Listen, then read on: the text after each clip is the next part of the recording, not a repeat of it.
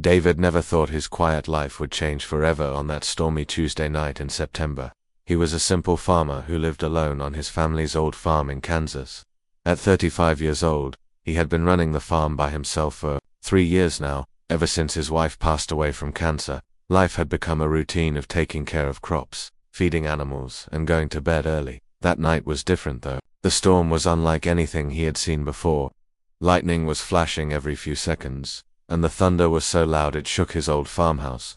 David was sitting in his kitchen, drinking coffee, and watching the weather through his window, when he saw something strange in the sky. At first, he thought it was just a really bright lightning bolt, but then he realized it was moving in a weird way, like it was spinning and falling at the same time.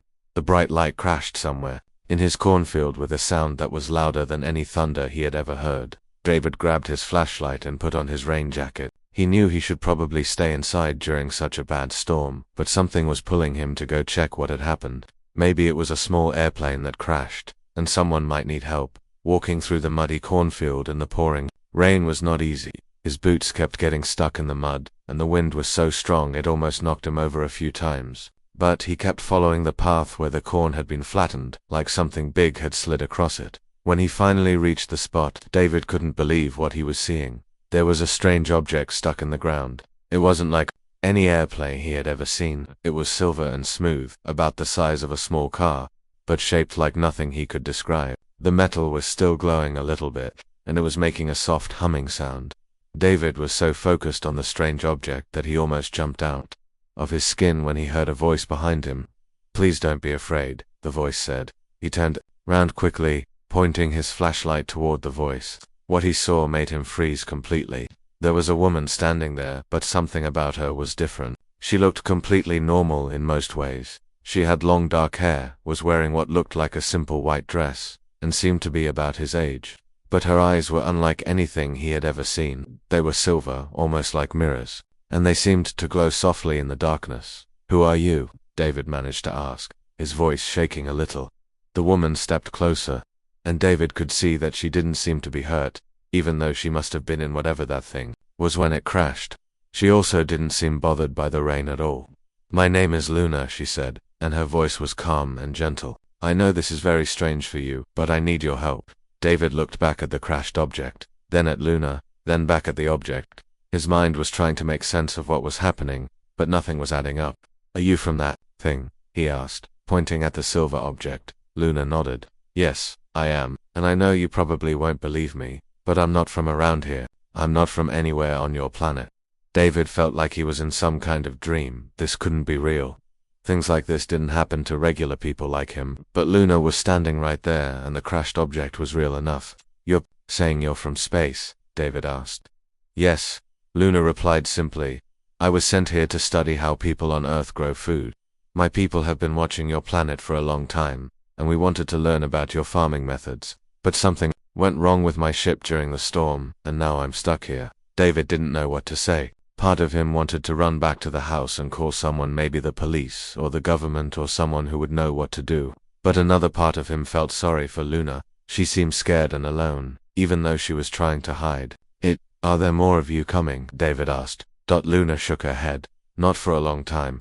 I was supposed to be here for several months, studying and learning. My people won't expect to hear from me for at least 6 months. And with my ship broken like this, I have no way to contact them." The rain was still coming down hard, and David realized they were both getting soaked. Whatever Luna was, she was stuck here, and she needed help.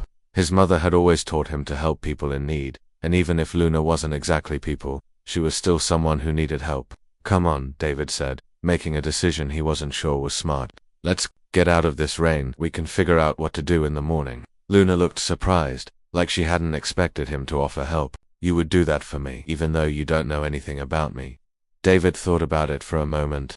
"You could have hurt me by now if you wanted to, and you asked for help instead of demanding it. That tells me something about who you are, even if you're not from here." They walked back to the farmhouse together, not talking much because the storm was still too loud. David kept looking at Luna out of the corner of his eye, still not quite believing this was really happening. She walked normally, breathed normally, and seemed to be affected by the cold rain just like any person would be when they got to the house.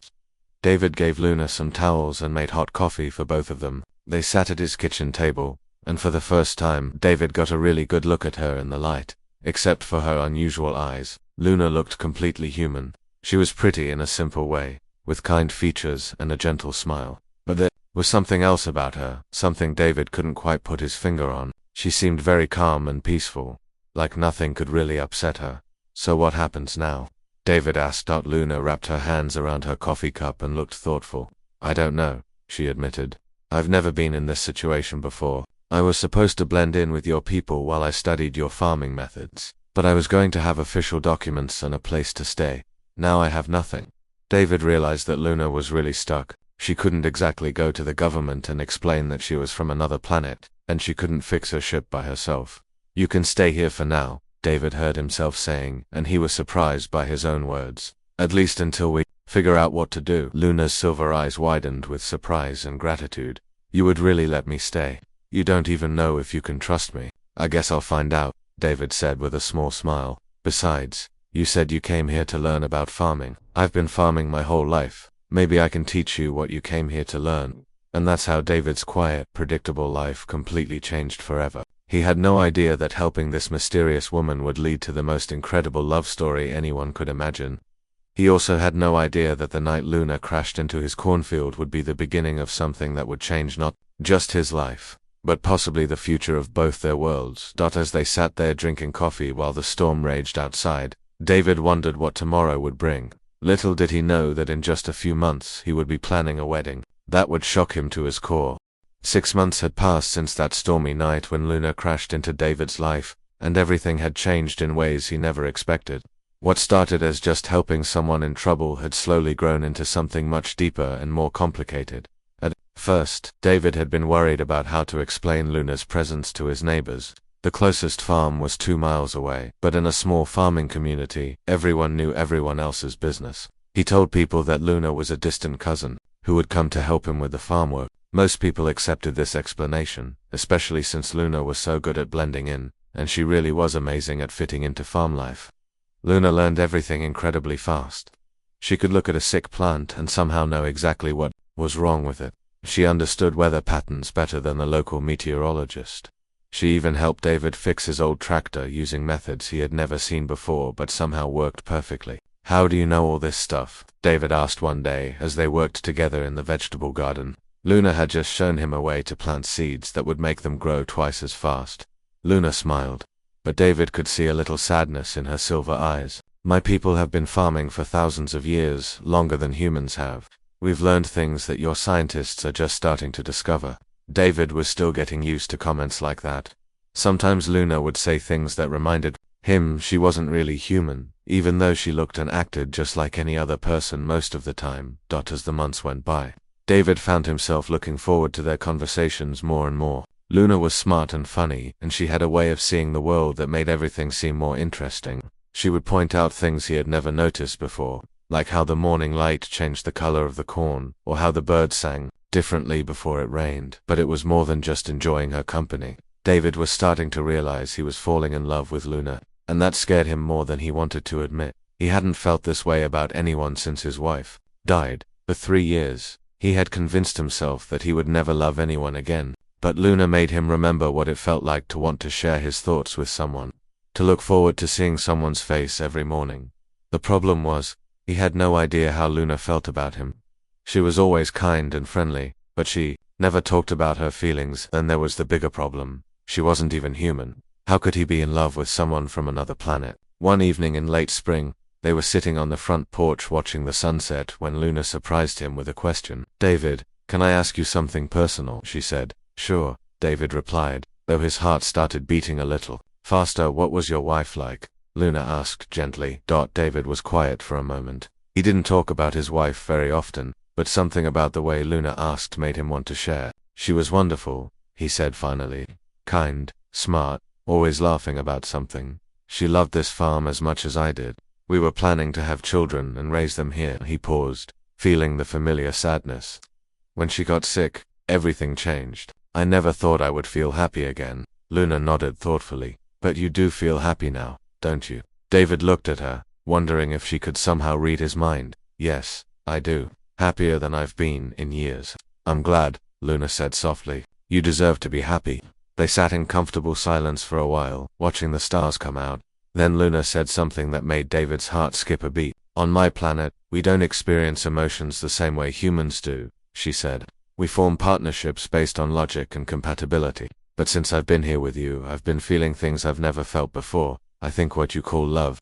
David turned to look at her, hardly believing what he was hearing. Luna, are you saying? I'm saying that I care about you in a way that goes beyond friendship, Luna said, her cheeks turning slightly pink. I know it's complicated because of what I am, but I can't pretend these feelings don't exist. David felt like his heart might burst with happiness, but at the same time, worry crept into his mind. What does this mean for us? I mean, you're not going to be here forever, are you? Don't your people expect you to come back?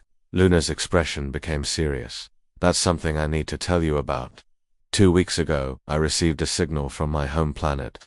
A rescue ship is coming to find me.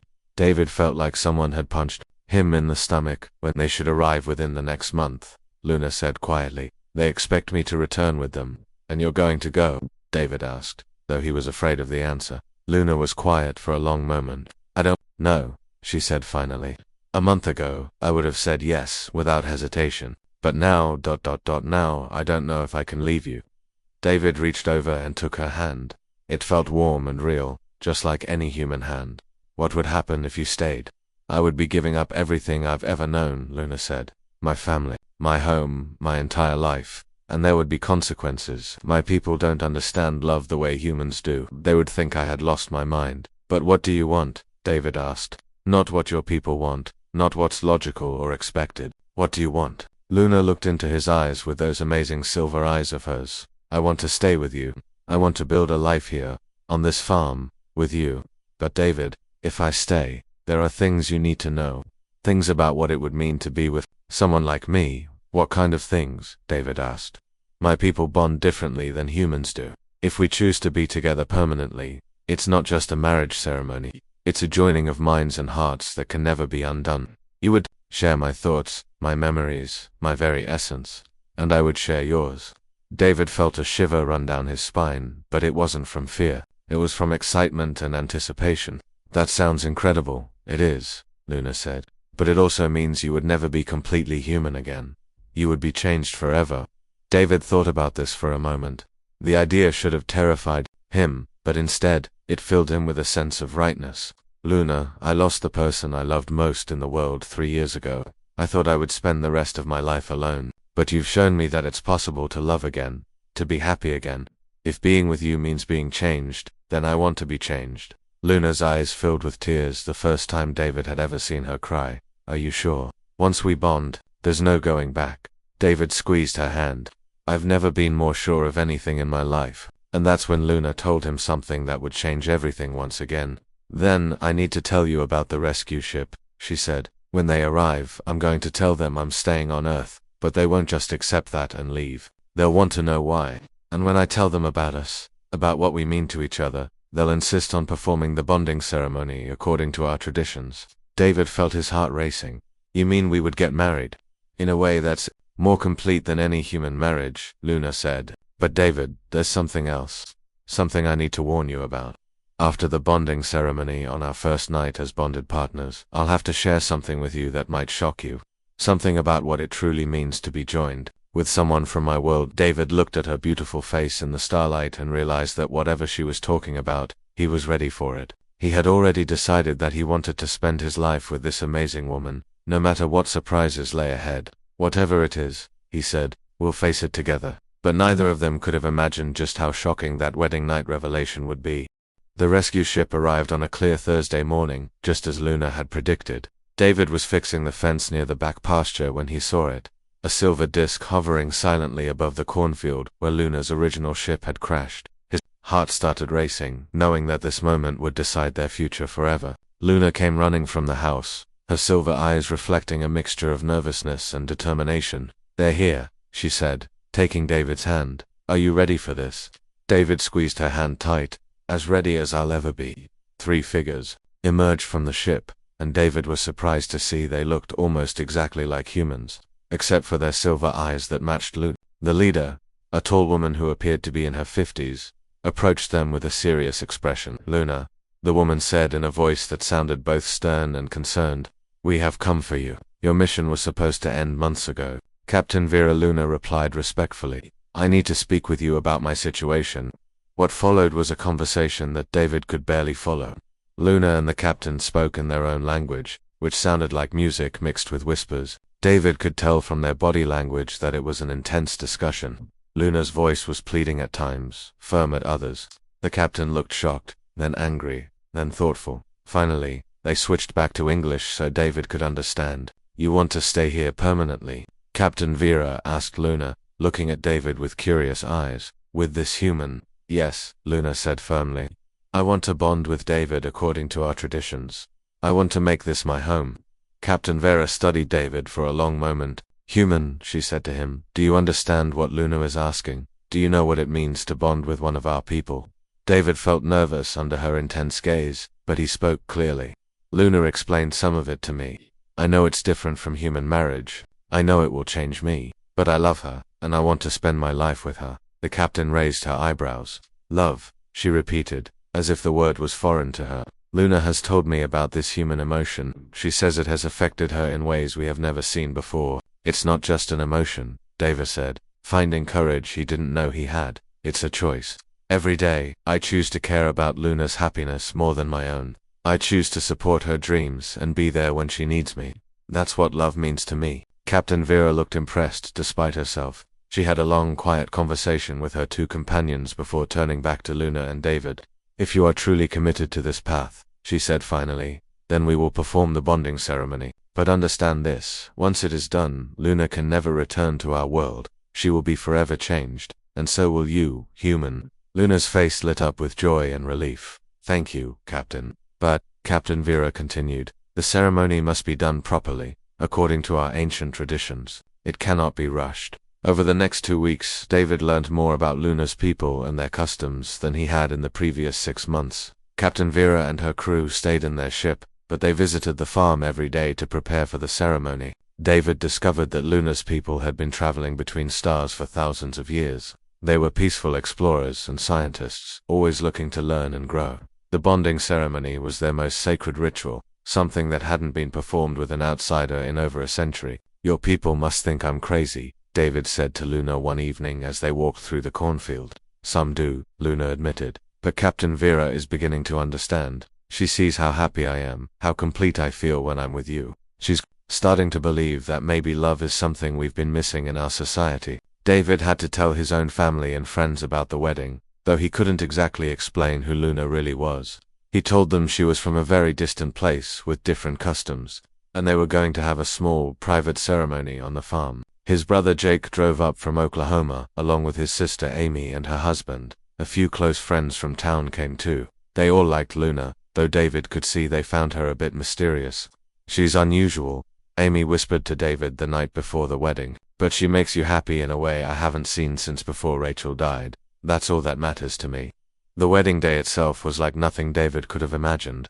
They decided to have 2 ceremonies. First, the alien bonding ritual, performed by Captain Vera in private, and then a traditional human wedding for their friends and family. The bonding ceremony took place at dawn, with just David, Luna, and the 3 aliens present. Captain Vera explained that the ritual would create a permanent connection between David and Luna's minds and souls.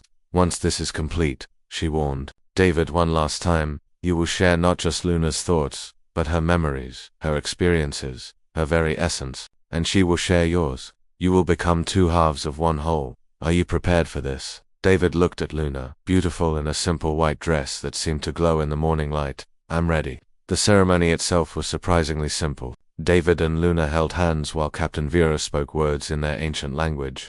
David felt a warm, tingling sensation starting in his fingers and spreading through his whole body. As the feeling grew stronger, he began to sense Luna's emotions as if they were his own. He could feel her love for him, her joy, her excitement about their future together. But he could also sense something else, a deep concern, almost like worry. Before he could ask about it, the ceremony was complete. "It is done," Captain Vera announced. "You are now bonded for life." The human wedding ceremony that afternoon was beautiful and simple. David's family and friends celebrated with them, having no idea they had just witnessed the marriage of a human and an alien. Luna looked radiant, and David felt happier than he had ever been in his life. As the sun set and their guests began to leave, Captain Vera approached David and Luna one last time.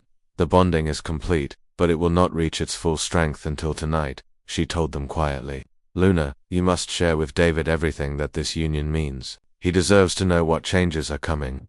David felt that same sense of worry from Luna that he had noticed during the morning ceremony. "What is she talking about?" he asked. Luna took his hands and looked into his eyes. "David, there are things about my people, about the bonding process, that I haven't told you yet. Things that I needed to wait until after the ceremony to explain." "What kind of things?" David asked, feeling nervous despite his happiness. "Tonight, when we're alone, the bonding will complete itself," Luna explained. "And when it does, you'll experience something that no human has ever experienced before. You'll understand abilities you never knew you had. You'll see the world in a completely different way." David's heart started beating faster. "That sounds incredible." "It is," Luna said. "But David, there's something else. Something about what it means for us to have children together. Something that might shock you more than anything you can imagine." As their wedding guests departed and the evening stars began to appear, David realized that their wedding night was going to bring revelations that would change everything. He thought he knew about life, love, and what it meant to be human. He had no idea just how shocking those revelations would be. As the last wedding guest drove away and the farmhouse grew quiet, David felt a mixture of excitement and nervousness that he had never experienced before. Luna had been hinting all day about something important she needed to tell him, something that would change everything. Now, as they stood alone in their bedroom, the moment had finally arrived. Luna sat on the edge of the bed, her silver eyes reflecting the soft lamplight. She looked beautiful but also worried, as if she was afraid of how David might react to whatever she was about to reveal. "David," she said softly, "before anything else happens tonight, I need to explain what the bonding process really means. What Captain Vera did this morning was just the beginning." David sat beside her, taking her hands in his. "I'm listening. The connection between us is going to grow stronger throughout the night," Luna explained.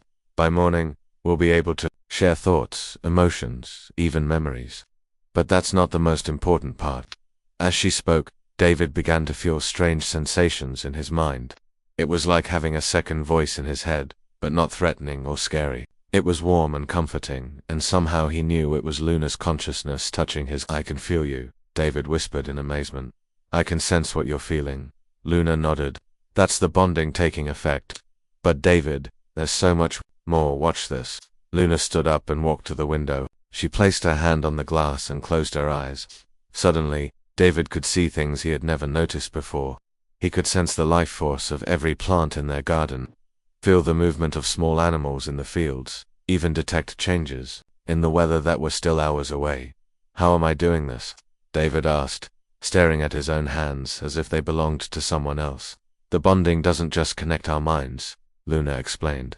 "It awakens abilities that humans have always had but never knew how to use. My people discovered these abilities thousands of years ago. Now, through our connection, you can access them too." David walked to the window and placed his hand next to Luna's. Immediately, he could feel the health of every crop on his farm. He knew exactly which plants needed water, which ones were struggling with pests, and which ones were thriving. It was like having a conversation with the earth itself. "This is incredible," David breathed. "But you said there was something else. Something that might shock me."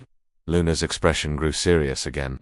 "David, there's something about my people that I haven't told you. Something about how we create life." She took his hands and led him back to sit on the bed. "When humans have children, it's a physical process. But when my people bond and decide to create life together, it's different. It's a joining of consciousness that creates something entirely new." David felt his heart beating faster. "What do you mean?" "If we decide to have children together," Luna said carefully, "they won't be completely human or completely like my people. There'll be something new, something that has never existed before. They'll have abilities that neither of our species has ever had." David thought about this for a moment. The idea should have frightened him, but instead he felt excited. "What kind of abilities?" "They'll be able to communicate without words, not just with each other, but with all living things," Luna explained. "They'll understand the natural world in ways that could help heal your planet. There'll be bridges between different forms of life." "That sounds amazing," David said. "But why did you think this would shock me?" Luna looked down at their joined. "And because there's more. David, my people are facing a crisis on our home planet. Our population is declining, and we've lost the ability to feel the deep emotions that make life meaningful. We've become too logical, too distant from each other. She looked up into his eyes. Captain Vera didn't come here just to rescue me. She came because our scientists believed that children born from the bonding of our species with humans might be the key to saving both our worlds. David felt a chill run down his spine. You're saying that our children could be important to the survival of your entire species? Yes, Luna whispered. And to yours as well. David, your planet is facing problems that threaten all life here. Climate change, pollution, loss of connection with nature. Children who can communicate with the natural world could help solve these problems. David stood up and walked to the window again, his mind racing. Through his new abilities, he could sense the farm around him with incredible clarity. He could feel the health of the soil, the contentment of the animals, the balance of the entire ecosystem. And he could imagine what it would be like to have children who could feel all of this even more deeply. Luna, he said, turning back to her, are you saying that our love story is part of something bigger? That somehow we were meant to find each other? Luna joined him at the window. I don't know if it was meant to be, she said, but I do know that what we have is special. The love we feel for each other is something my people have forgotten how to experience. And your willingness to accept me, to bond with me despite not knowing what it would mean, shows a kind of courage and openness that could change everything. As the night deepened, David experienced changes he could never have imagined. His senses became incredibly sharp. He could hear the heartbeat of a mouse in the barn, smell rain that was still a day away, and see colors in the darkness that he had never noticed before. But the most amazing change was in his connection with Luna. He could feel her thoughts and emotions as clearly as his own. He experienced her memories of growing up on a distant planet, her loneliness during her mission on Earth, and her overwhelming joy when she realized she loved him. This is what it means to be truly bonded, Luna explained as they lay together, watching the stars through the bedroom window. We're not just married in the human sense, we're two parts of one soul now. I can feel how much you love me, David said in wonder, but I can also feel your worry. You're afraid that I'll be overwhelmed by all of this. Luna smiled sadly. I'm afraid that you'll realize what a huge responsibility we're taking on. If we have children, they'll grow up knowing that the fate of two worlds might depend on them. That's a lot of pressure. David pulled her closer. Luna, 3 years ago, I thought my life was over. I was alone, sad, and convinced I would never be happy again. Then you crashed into my cornfield and changed everything. You've given me love, purpose, and now abilities I never dreamed of having. He turned to face her fully. If our children can help save both our worlds, then we'll raise them to be strong enough to handle that responsibility. We'll teach them that love is the most powerful force in the universe, and that it's worth fighting for. Luna's eyes filled with tears of joy. You really mean that? You're not afraid? I'm terrified, David admitted with a laugh. But I'm also more excited about the future than I've ever been. Whatever comes next, we'll face it together. As dawn approached, David realized that their wedding night had revealed something far more shocking than he had ever expected. They weren't just a couple in love. They were the beginning of something that could change the future of two entire species. But the biggest shock was still to come, because in just a few months, they would discover that Luna was already carrying the first children of this new age. And these children would be more remarkable than either of them could have imagined. 8 months after their wedding night revelation, David stood in the nursery he had built with his own hands, watching Luna rock their newborn twins. He still couldn't believe how much his life had changed, and how much more it was about to change. The pregnancy had been unlike anything the doctors had ever seen. Luna's body adapted in ways that amazed everyone, though they had to be careful about which doctors they trusted with the truth.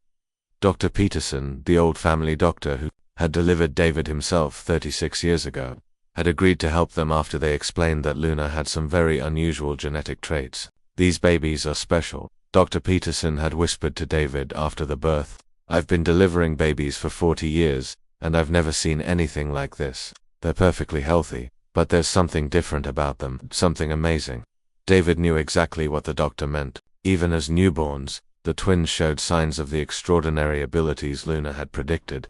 They seemed to communicate with each other without making sounds, their tiny eyes tracking movements that no one else could see. When Luna held them, plants in the room grew noticeably greener and healthier. The boy, whom they named River, had David's dark hair but Luna's silver eyes. The girl, whom they called Star, had Luna's features but David's brown eyes with flecks of silver in them. Both children radiated a calm, peaceful energy that made everyone around them feel better. "They're going to be incredible," Luna said softly as she laid the babies in their cribs. "I can already sense their connection to the natural world. It's stronger than anything my people have ever experienced." David wrapped his arms around his wife, still marveling at how natural it felt to share her thoughts and emotions. Over the past months, their bond had grown so strong that they often knew what the other was thinking before they spoke. "Captain Vera wants to meet them," Luna continued. "She's been monitoring our situation from orbit, and she's amazed by the readings she's getting."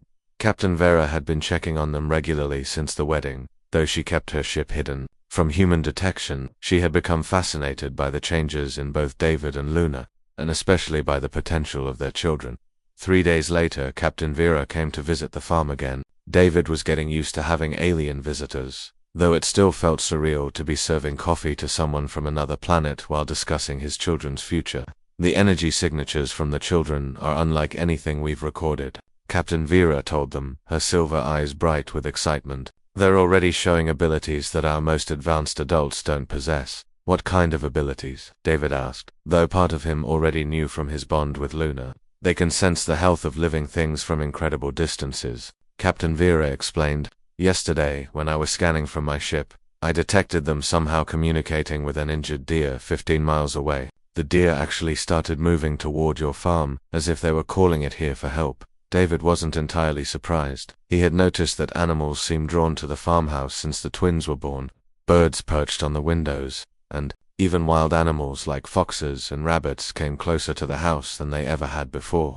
"There's something else," Captain Vera continued. "My ship's sensors have detected that the soil composition around your farm has been improving dramatically since the children were born. Plants are growing faster and stronger, and the entire ecosystem seems to be healing itself." Luna smiled. "They're already making the world better, and they're only a week old." Over the following months, David watched his children grow in ways that amazed him daily. By 6 months old, River and Star could communicate complex ideas to each other without making a sound. They seemed to understand when plants or animals were sick or hurt, and somehow their presence helped heal whatever was wrong. The farm became more productive than it had ever been. Crops grew larger and healthier, and David found himself using fewer and fewer chemicals and fertilizers. Other farmers in the area started asking him for advice, amazed by his results. "It's like you've discovered some kind of miracle farming method," his neighbor Tom said one day. "Your corn is twice the size of mine, and your soil looks better every year instead of getting worn out." David just smiled and said he had been learning new techniques from Luna. It wasn't exactly a lie, but it wasn't the whole truth either. The government had started taking notice too, but in a good way. A team of agricultural scientists from the state university came to study David's farming methods. They were amazed by what they found but couldn't explain how he was achieving such remarkable results. "Mr. Thompson," the lead scientist said, "if we could understand and replicate what you're doing here, it could revolutionize farming across the country. We could feed more people with less environmental impact." David knew that his children would eventually be the key to teaching others these methods, but they were still too young. For now, he and Luna were content to raise them quietly and let them develop their abilities naturally. Captain Vera had brought news from Luna's home planet that made their situation even more important. The crisis there was getting worse, and Luna's people were losing hope. But the reports about the twins had sparked new interest in emotions and bonding. "3 other couples from my planet have requested permission to come to Earth and attempt what you two have accomplished," Captain Vera told them during one of her visits. "They want to find humans who might be willing to bond with them and create more children like ours," David asked. "Exactly," Captain Vera replied. "Your family has proven that the bonding between our species creates something beautiful and powerful, something that could save both our worlds." As the twins grew into toddlers, their abilities became even more remarkable. They could heal sick plants just by touching them, and they seemed to understand the needs of every living thing around them. They never cried when they were hungry or tired. Instead, they would gently touch their parents and somehow communicate exactly what they needed. "They're going to change everything," Luna said one evening as they watched River and Star playing. In the garden, the children were surrounded by butterflies and birds, all of them seeming to enjoy each other's company. "I know," David replied. "Sometimes I wonder if we're ready for that kind of responsibility." "We don't have to carry it alone," Luna reminded him. "Captain Vera told me that 5 more couples have successfully bonded. In 20 years, there could be dozens of children like ours." They'll support each other and learn from each other. David looked at his amazing family, his alien wife who had taught him about love beyond anything he had imagined, and his extraordinary children who might help save 2 worlds. 3 years ago, he had been a lonely farmer who thought his life was over. Now he was part of something bigger than he had ever dreamed possible. His love story with Luna had become the beginning of a new chapter in the history of both their species, and as he watched his children communicate with a family of rabbits who had come to visit their garden, David knew that the best parts of their story were still to come. The future was bright, full of possibilities that would have seemed impossible just a few years ago. Love really could change everything, even the fate of entire worlds.